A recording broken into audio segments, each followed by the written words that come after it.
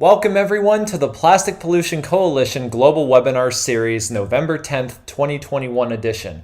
It's our last webinar of the year and it is a good one. My name is Dan Carey and I'm the Communications Coordinator at Plastic Pollution Coalition.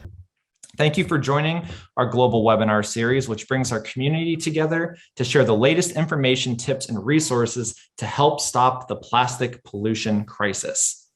We've got a very awesome webinar today, the topic of which is, of course, the Emmy-winning film, The Story of Plastic, a conversation with the filmmaker and frontline activists, where we will be discussing the current state of the plastic pollution crisis 2 years after the documentary first debuted, focusing on the environmental, social, and justice elements of the film and the nexus of plastic pollution and human rights. A little about us. Plastic Pollution Coalition is a growing global alliance of more than 1,200 organizations, businesses, and thought leaders in 75 countries working to educate, connect, and advocate for a more just, equitable, and world free of plastic pollution and its toxic impacts. Couple of tips for our webinar. We wanted to share a few with you. The chat will be turned off throughout the duration of this thing. Everybody will be in listen only mode, but we absolutely invite everybody to participate in the Q&A. Post your questions in the Q&A function and we'll do our best to answer them. And if you see a question you really like, definitely upvote it so that we know which ones are popular, which ones people want answered more, and we'll definitely be sure to answer as many as we can. Finally, feel free to tag the panelists on social and tag us at Plastic Pollutes at these different handles and hashtags you see before you. And without further ado, let me introduce our moderator and our distinguished panelists. Our webinar today is the Emmy-winning film, The Story of Plastic, and we are excited to have a conversation with the filmmakers and two of the frontline activists featured in the documentary. And now it is my pleasure to welcome our moderator and panelists. I would first like to introduce you all to today's moderator, Stiv Wilson. Stiv is an award-winning activist, filmmaker, and educator working at the nexus of marine conservation, plastic pollution, petrochemical production, and human rights. He is also the creative visionary behind The Story of Plastic, the producer, the driving force behind this amazing documentary. I mean, this documentary would not exist without Stiv, and it is the most comprehensive piece of media ever created on plastic pollution. And Stiv today is joined by Nikhilesh Paliath, a founding member and senior mentor of the Green Army International, and Priscilla Watt, racial justice organizer for policy and research at Voices for Racial Justice. And with that, I wanted to begin this conversation by first asking Stiv an initial question, which is, Stiv, what was your inspiration for creating The Story of Plastic? How did it all get started? Well, thanks so much for having me here today, and I'm really excited to have a discussion with Nikhilesh and Priscilla. You know, the idea for this documentary came from standing in a landfill in the Philippines. I took a trip there to better understand sort of what it was like to look at this issue from a waste activist standpoint in a developing world country. And I was standing in this place called Smoky Mountain about 12 years ago, which is a closed landfill that in Metro Manila that people mine for things they can sell, making anywhere from 90 to $90 cents to $1.50 a day. And it occurred to me there that I was now connected to this massive global network. I was one of the founders of the Break Free from Plastic movement and realized all these people are doing great work at different parts of the system, but we don't have a comprehensive view of what that system looks like from the perspective of people who are experiencing the harm of plastic at both ends, and also the leadership at the front lines. And that's what we wanted to do with this film, is tell that story, but not from the perspective of me, and not from the perspective of sort of a pilgrim going to bear witness to an environmental tragedy. No, we wanted to center the voices and the expertise on how we solve the problem and how we, communicate effectively with the diverse communities that are affected by it. 12 years later, we were able to get it up and running. And I really think that The Story of Plastic is a curation of a lot of people's work, and connecting these dots and bringing people together to tell a system story was what we aimed to do, and I think what we achieved. So, for this, I've done a bunch of panels, as you can imagine, with the story of plastic, now out about 2 years, and distributed for about a year and a half on the Discovery Network. And, a lot of the plastics movement formed from working on downstream ocean issues. And a big part of the story of plastic is about the upstream or production side of the justice issues, as well as the justice issues of where that plastic goes, and what markets are being targeted to expand, and what the cultures are like in the places where plastic is continuing to permeate. So we have two guests here, two good friends of mine, and I'm delighted and honored to have them on the webinar here, who represent sort of different parts of that system. Priscilla worked on the production side of things in Karnes County, Texas, organizing folks on the fracking boom that was happening in the Permian Basin, as well as the Eagle Ford Shale, which is a massive hydrocarbon formation that is under sort of Texas and westward, as well as Nikhilesh, Paliath, who is from Kerala, India, now living in Canada, who organized students on working on new systems for zero waste in Kerala, and also seeing a flood of Western brands and packaging moving into Indian culture. And so I want to kick it off with the upstream part. And Priscilla, this is a question for you. In the opening of the story of plastic, you can't talk about plastic without talking about oil and gas production. What do you mean by that? And what are the implications for people living next to where plastic is produced? Yeah. Hi, everybody. I'm Priscilla via Watt, and it's so great to be here. And thanks for that really great question, Stiv. I just want to say, too, that I came into this work working within oil and gas. I was doing accounting at a small oil and gas company and knew nothing about fracking, much less about plastics. And so I still remember the day when someone said, 99% of plastics come from fossil fuels. And I had already been doing organizing and fracking at that point, and it was a shock to me. So I think that is one of the things that I started to really dig into, is like, how do more people not know that, right? And so when I say that we also have to talk about fossil fuels when we talk about plastics, it's because of the rise in fracking, that there was this production or byproduct of the chemical that essentially makes all plastics. So it wasn't like fossil fuel companies were like, oh, hey, we got to go make more plastic, there's more of a demand. It was that they had been fracking like crazy and have realized that through the fracking process, that they were also extracting the chemical that makes plastics.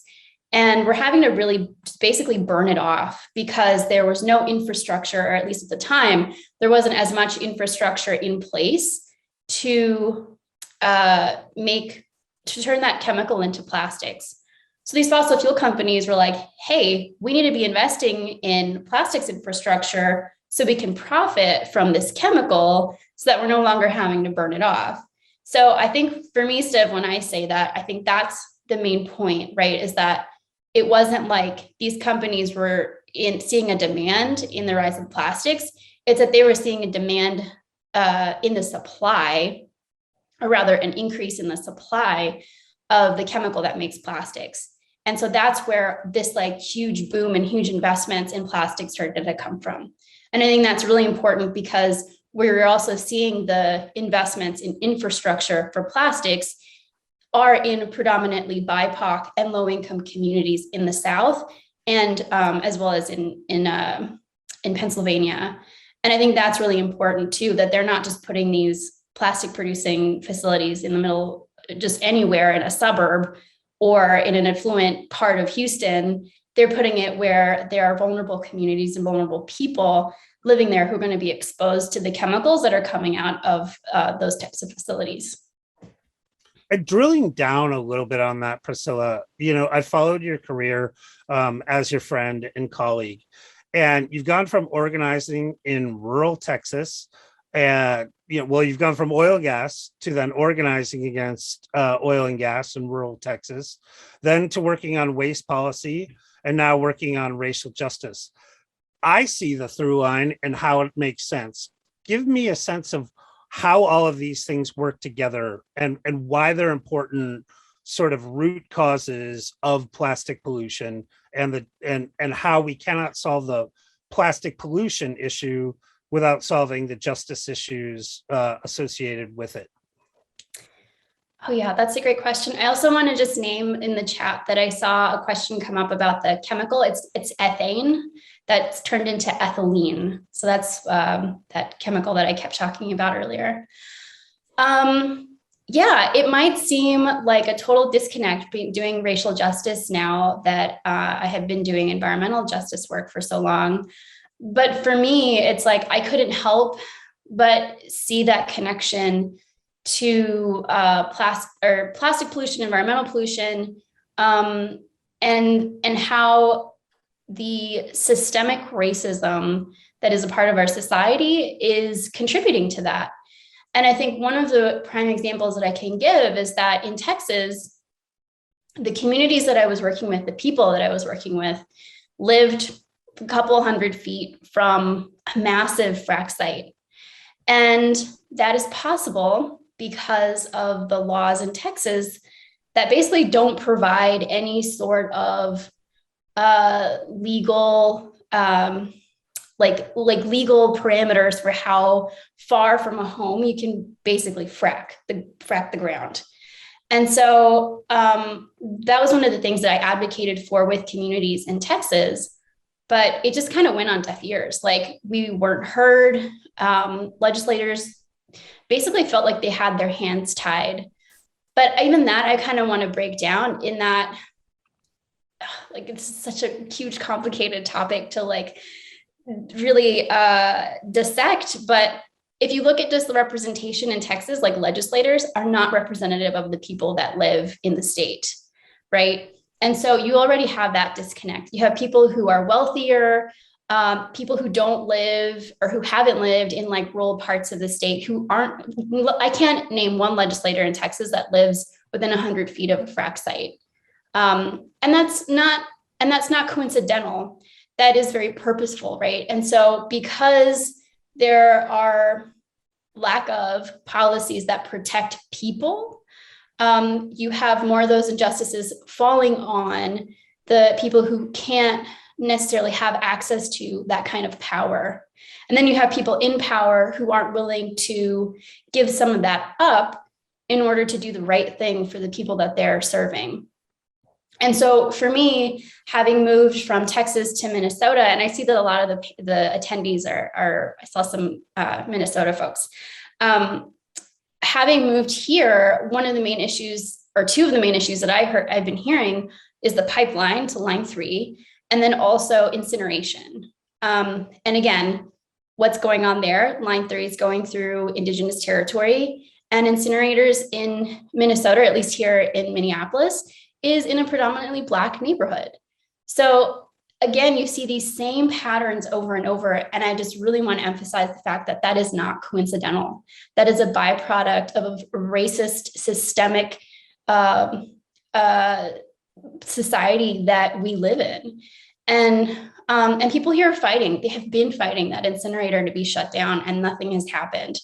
And so I think for me, going into racial justice work, I feel like it is such a part of everything that we do, whether it's environmental pollution or housing, education, whatever those discrepancies are in how BIPOC folks are treated and what those results, what those effects are. I think it all goes back to this systemic racism problem that we have. And I also want to say, though, that those systems are like the infrastructure, like the policy, the way that who can and can't buy a home, what kind of schools you have access to. I think all of that, there is racism and all of that in the system. But then you also have to look at the people that are upholding those systems and the racism that exists within individuals that are a part of holding up those systems and creating those injustices. I think it is really much the American story. And I think the other like big piece of the American story is colonialism. And I want to turn that to Nikhilesh now. Nikhilesh, I met you in Southern India when we were there filming. We filmed around the country. And, for those of you who haven't been to India, it's very diverse. And the South is very different than the North, culturally even, in many ways. And Nikhilesh, you have been working with Green Army in Kerala. And, in the story of plastic, people get to know you through the brand audit. And the brand audit, I'd love for you to explain. But I'd also like to explain, like, in your lived experience growing up in India, watching Western products coming in, and talk about, the impact that you've seen them have in where you grew, in and around where you grew up, and how the youth you're working with is working to address that issue. Thank you, Steve, for the question. And thank you for having me here. It's an amazing panel and the topic. Well, I can say one thing, that as I grew up in the southern state of Kerala in India, I have seen that the product that comes to the market, it has changed in shape, in size, and complexity. So over the years, some items that used to be in refillable systems, or some of the biscuits that I have had as a kid from small shops, from a glass jar, now they come in single layer packaging and multi-layer packaging. So I have seen how the packaging has changed. I've seen how the complexity in design has changed. Even when you're ordering a high branded product from an online shop, you get the product in multiple layers of packaging. It could be paper, it could be plastic, it would be multi-layer packaging. So the whole packaging and the presentation of product has changed. And this I have noticed even in the brand audits as well. So while we were doing the brand audit, we have seen that some of the local shops, they're trying to imitate the way the Western companies are packaging the product so that they are able to stand in the market. So this is what that I have seen as an impact of the Western culture, or the Western way of manufacturing and marketing. So that is making the lives of the waste managers actually difficult, because they don't know how to manage those wastes. And I think I would love to drill down on that a little bit, Nikhilesh. The thing that was really instructive to me when we were in the field shooting Story of Plastic is, no matter where we went in the world, products were designed by Western companies in a way that was specifically designed for a Western waste management system. And not all waste management systems are the same. So what you have is this invasion of culturally inappropriate designs for what can be handled or managed, and then you're blamed for the pollution that this causes. And I'd love for you to talk a little bit about that. Well, the waste in my childhood, as obviously we didn't have much complexity in plastic, so the waste management was not that complex. There's more of biodegradable stuff, and the common practice was using a natural compost in your backyard.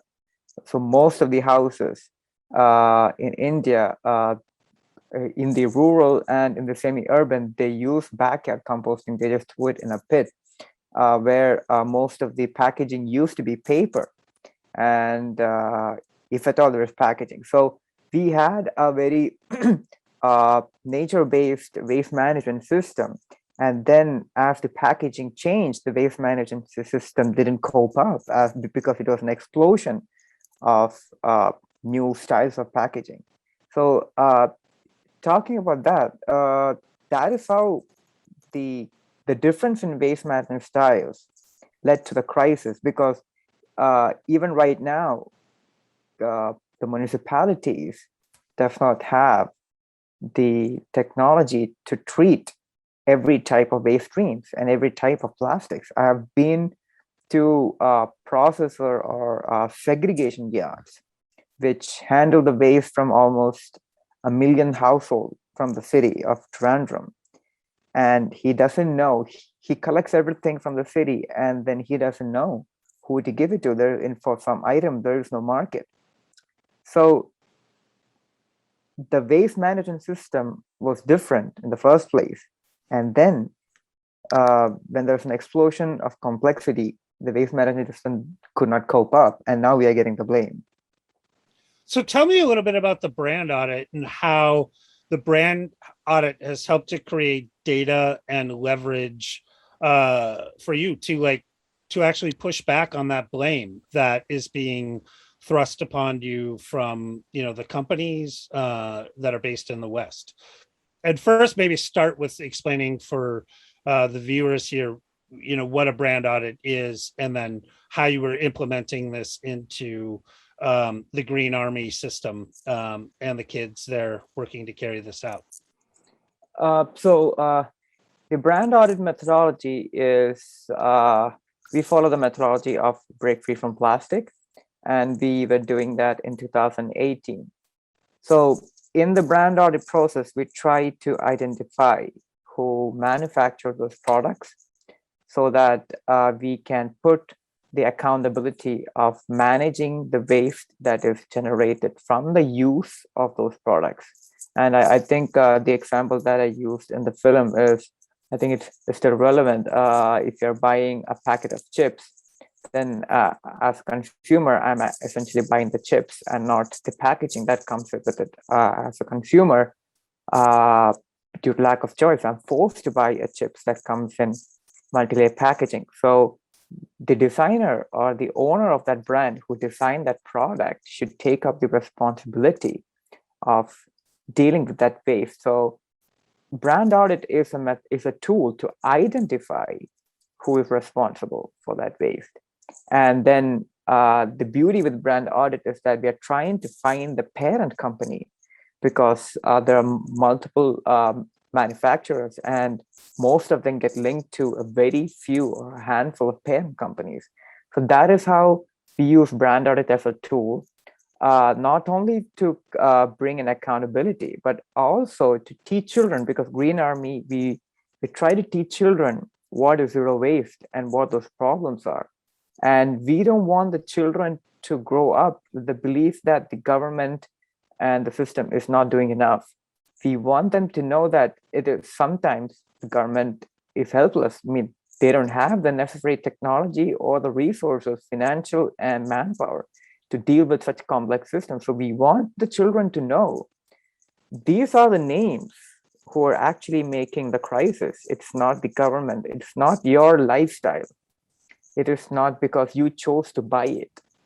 You did not have a choice in most cases to have an alternate form of packaging. So that is where we used brand audit as a tool, so that the children, in one of the summer camps, we gave them an activity, for them to go back into the garbage can and then to list down the names of the brands. And the brands that the children came up with, they were matching with the brand audit results. So the children get those concepts quite well. And so that is where we use in the brand audit. That's amazing. And I think I think that, what Priscilla's response was, and as well as yours, is it reduces down to an issue of justice, and that certain places are sacrificed. And I will go so far as to say that the oil and gas industry that makes plastic and all the major oil majors, their profit is predicated on polluting places like Kerala, India, and killing people in Karnes County, Texas, and everywhere else in between. So I think, like, these are the elements of the plastic pollution story that I think really need to be unpacked, because there's a lot more intersectional power within the movement if we're bringing all the stakeholders to the table at the beginning, because there's a lot of people who have a stake in this issue who haven't traditionally been represented or at the table. And as a good friend of mine says, if you're not at the table, you're on the menu. And I've seen that play out over and over again in policy circles. So at this point, I would love to open this up to the audience. I have one question that just came in, and about the target audience, that I'll handle, and then we'll open it up to the speakers. And I know there's a lot of good questions coming in. So the question is, who was your target audience, and how do you change the minds of those who aren't as invested in the environmental justice movement? That's a good question. I would say a target audience for this was pretty global, and we were trying to get to people outside of the movement. This is precisely why we did it at scale. Is in the age of the internet we live in now, almost everything you're seeing is algorithmically curated to you, so it's very hard to get out of the bubble you're in. And many times people aren't aware, so we wanted to get to a platform where we get to the general public, and I think we successfully did that. So I would say that the short answer is the general public, but also our colleagues in the movement, because I've been organizing and working for a long time in this space, and people get really siloed on whatever issue, or they're trying to pass one policy in one state legislature per year, and they're not necessarily thinking how that relates to the entire system. So our hope was that Story of Plastic would become the dominant narrative shift that on how we advocate for solutions in this, and create more inclusivity and intersectionality in this space. And so it's difficult to get people to care about one thing versus the other, but by demonstrating the entire system and the breadth and scope of people working in it, we think there's a lot of on-ramps for empathy, because in Story of Plastic, we made sure that the people who were talking about the issues looked like everybody in the world, because we filmed it everywhere in the world. And so I think there are places, in the film that an Indian citizen can identify with, rural Texan can identify with, because this is all our story. Regardless of if we're paying attention to plastic pollution or not, we're all still being affected by it.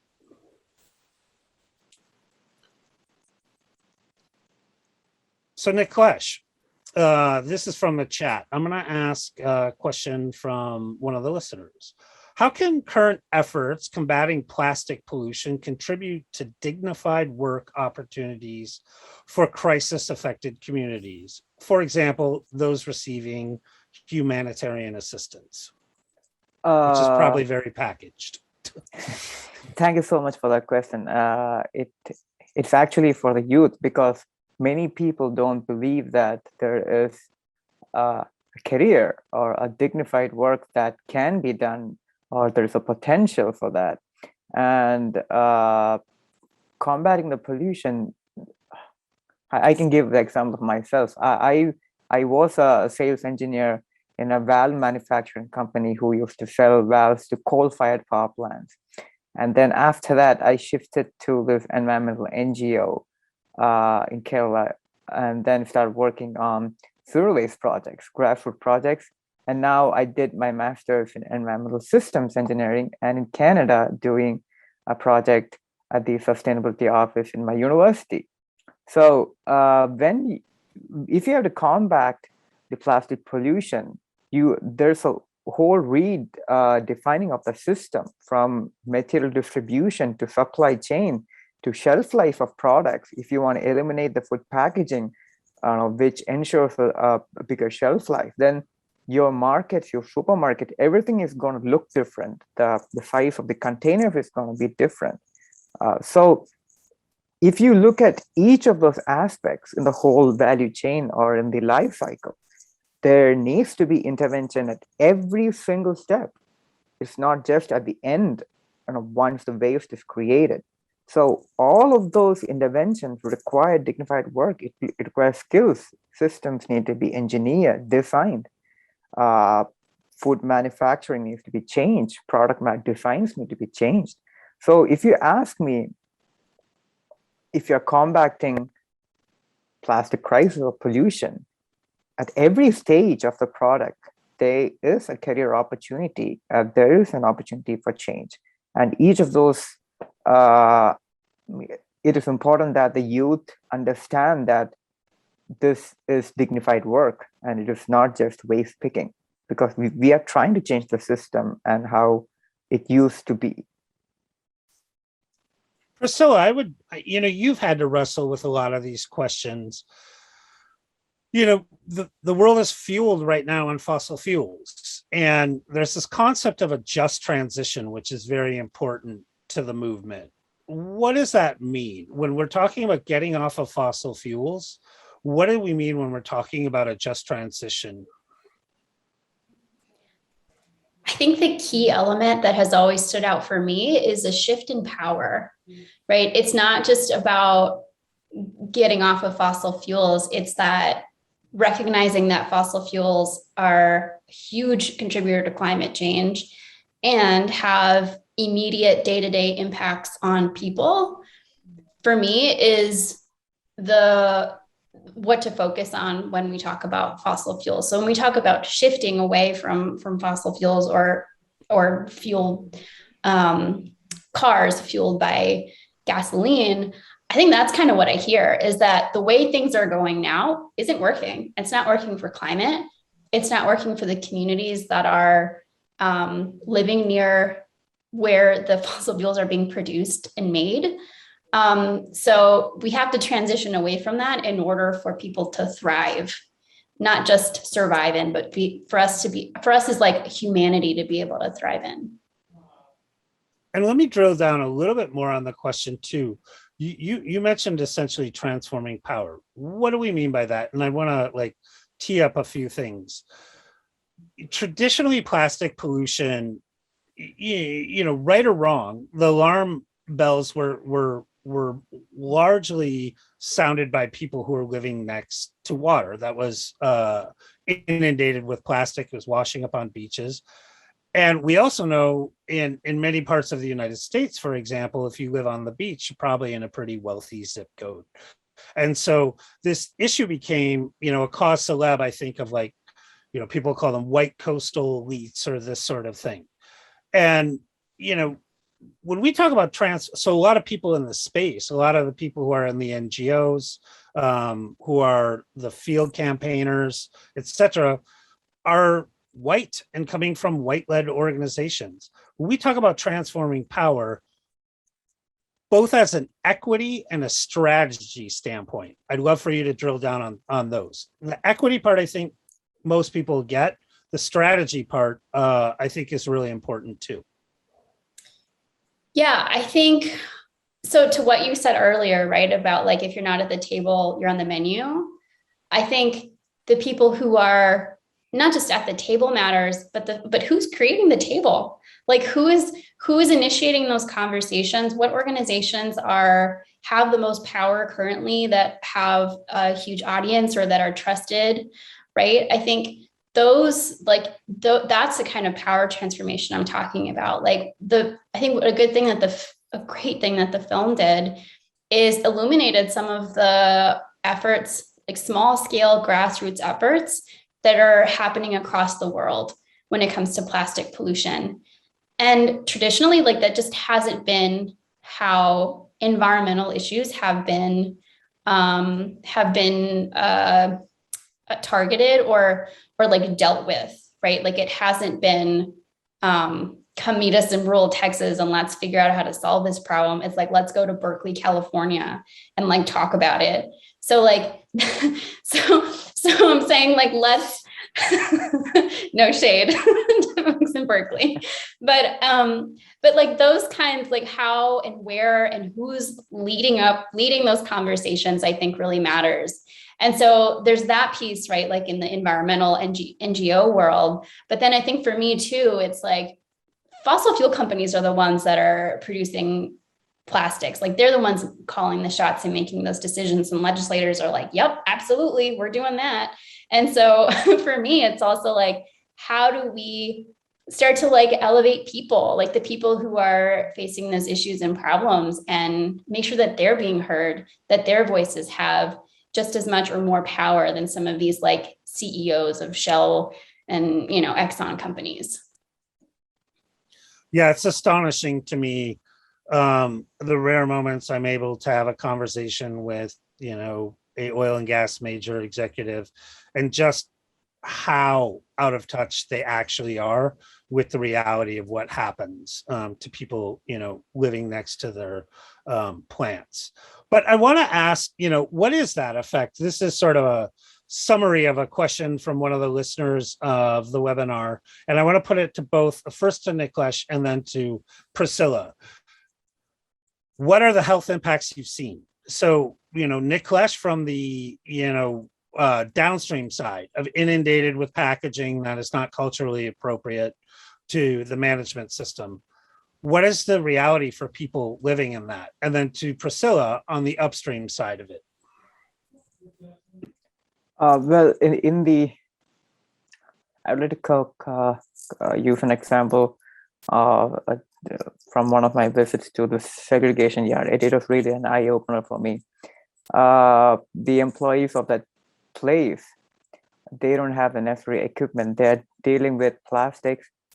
Some of them are disintegrated already, and the kind of working environment, the occupational health and safety standards, it's beyond. I mean, it's that they're doing it because they're marginalized. There is this injustice already on that community, and that is also because recycling is not economically feasible. The operator is not able to give them a high standard of workplace, because then he wouldn't be able to operate. So that is a huge health concern, because they operate for very low wages. And I would like to quote Mr. Shibu, from what he said in the story of plastic: recycling is possible because poverty exists. So that is a huge statement, and I've seen that. I mean, the health concerns of people who deal with it, it's so much that the developed nations' occupational health and standards, they're nowhere near there. Thank you, Nikhilesh. Yeah, I mean, I think it's astonishing. You know, there's the scenes in Indonesia with all of the plastic in the fields. That's just mind-blowing. Absolutely. And one of the things that I found crazy about that is what you don't know from watching the film is the trucks that are dumping that are coming every 2 hours. And this is stuff that's coming off a boat, coming through a plant, and being dumped for waste pickers to sort through. These waste pickers in Surabaya, Indonesia, are making $1 a day, maybe, for about an 8 to 10 hour shift. But the reason that stuff is staying in the field is because they're only picking the materials that have value. And in this case, it's number one plastics PET. That's it. Because for 8 hours of work, you could maybe make $4 if you're pulling only PET. So the fact is, there's so much of this stuff that it keeps coming that even waste pickers are picking what they want based on what they can earn from selling it. And it just keeps coming. So in some of the poorest places on the planet where you have the cheapest labor pool, it still doesn't work from an economic standpoint. And the residue is poisonous. So Priscilla, sorry, on the upstream side of it, what have you seen working in the field organizing? Yeah, I kind of want to answer this question along with another one that I saw in the Q&A about like, can you make an ethane plant safe? No, no. These facilities and an ethane extraction site is the same as a frac site. It's like you have the stuff that turns into eventually gasoline, propane, ethane that makes plastics. It all comes from one, for the most part, from like one source. But a frac site is the size of a football field. A plastics producing facility is the size of a football stadium. Like these are massive sites. And I thought it was fascinating. So I got into this work because I was doing my thesis on this very thing, on how fracking affected human health. So I read all the research before I actually went into the community and started talking with people and eventually organizing. And I did not expect to have the people that I worked with say and list the exact same things that had been found in studies and research with fence line communities. So everything from, also these facilities are extremely loud and have a lot of light pollution as well. So one of the main things that I heard from just about everyone was insomnia. So like trouble sleeping, which we know is like a huge, it has all kinds of impacts to our health. Tons of upper respiratory issues. People who had never had asthma in their life developed asthma, chronic coughing, upper respiratory disease, and then other things like chronic headaches. Like some people just literally had a headache every day. And it was really interesting and sad to talk to these people about all of their health issues because they had been living in this place in Karnes County. They'd been living there most of their lives. And then within the 5 years that they started really fracking there is when they started to feel all these things. So it wasn't, again, coincidental, right? When you have everyone kind of sharing similar health issues and also aligning that timeline with the time when they started fracking. So yeah, I think you can't do it safely. These facilities are massive. When they're fracking and they're extracting these gases, there are some cancer causing gases that just naturally come out of the earth. And there is no way on earth that you can actually prevent those from escaping into the atmosphere. And then of course you have like carbon as well coming out of like frac sites. So there's just no safe way to do it. The one thing I will say about Texas is that what I mentioned earlier is that there's no distancing from how far a frac site can be from a home, like you have in, Colorado, for example, has like some laws around distancing. Well, one thing I would love for you to also expound on, like one of the things that really struck me when we were interviewing you in Karnes County in the field for the film is you said, essentially like this is a pre-cancer place because fracking hasn't been here long enough for people to get cancer yet. So I'd love for you to talk a little bit about that, but like, what is the psychological effect in a community where you might not work for oil and gas, but you might cut somebody's hair who does, or serve drinks, or, whatever else. You might be putting a roof on their house, but how it's all tied, what kind of tension that creates in a community. Oh yeah, that was a huge barrier in organizing. So sorry, Stiv, what was the first part of your question? We're just talking about how the health effects are longitudinal, meaning like it takes a while to develop cancer. Everybody knows it's kind of not right, but they're afraid to talk about it. So that's because they don't know who's working for who or who they might offend. Yeah, the term cancer causing chemicals was something that we talked about as a community group with folks in Karnes a lot. And the main one was benzene. And benzene, so I was working with researchers from Harvard at the time. They were helping the folks I was helping organize with sort of do like backyard air testing. They would have these canisters in their backyards and try and just get samples of the air and see what kinds of things they found. And every single test came back with some level of benzene, and not low levels, like medium levels of benzene in the air. And benzene, for example, is a little tricky because it is a cancer-causing agent, but sort of like if you get regular small doses of it over a consistent period of time, it is the same as getting one large dose of it all at once.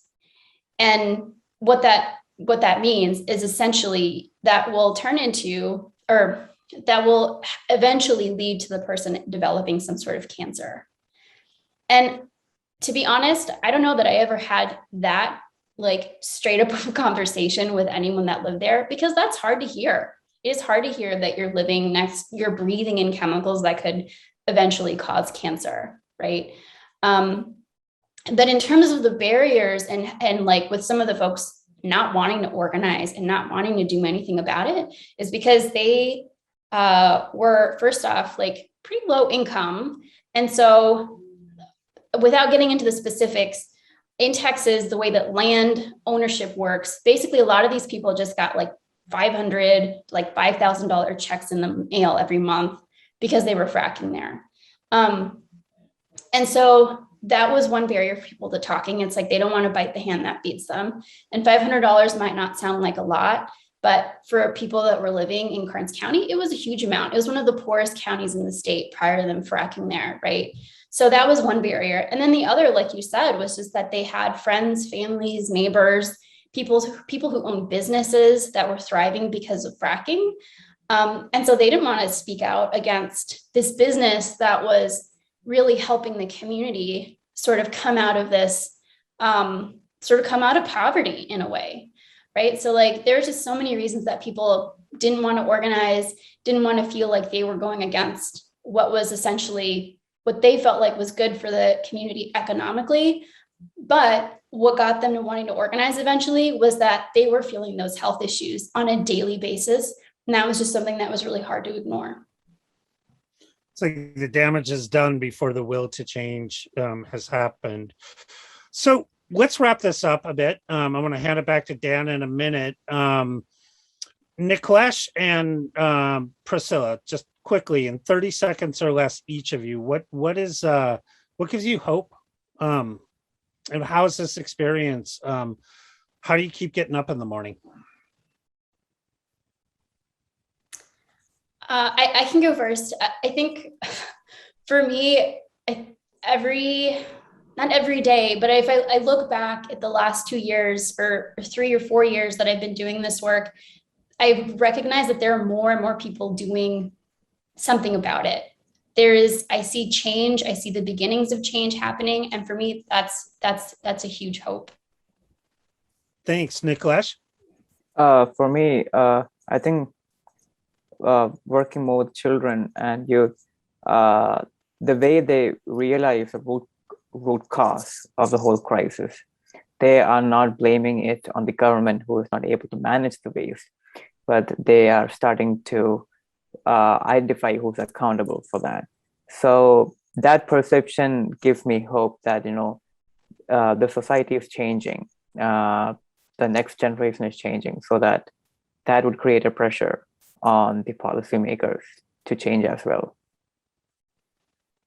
Thank you, Priscilla and Nikhilesh, for joining us. I really appreciate it. Thank you to Plastic Pollution Coalition for hosting us and all the work you've done to get the story of plastic out to the world. It's been phenomenal, and we're incredibly grateful to PPC for pushing this out there.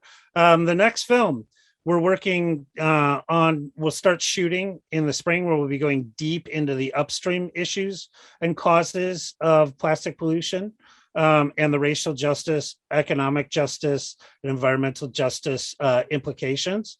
It's called Goliath is Wobbling, because we're going to topple Goliath. And you can follow along at Peak Plastic. We mainly use Instagram as our channel, not so much Facebook.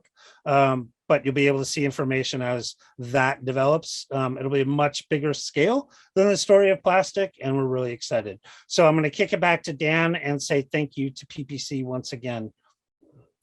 And thank you so much, Stiv, Nikhilesh, and Priscilla, so much for joining us today. That was awesome. And thank you for all of our attendees who were able to join today. We're so excited to have you. Just wanted to make a quick announcement. We will not be having a webinar in December 2021. This is our last one of the year, but please join us on January 26th for our next webinar, Flipping the Scripts on Plastics, an initiative changing the culture around single-use plastics in film, TV, media. So please mark your calendars. We're so excited to come back at the first of the year for that. And please, please, please, if you haven't watched The Story of Plastic, which is the topic of this webinar today, it is still free on Discovery's YouTube channel through the rest of the month. So please head on over.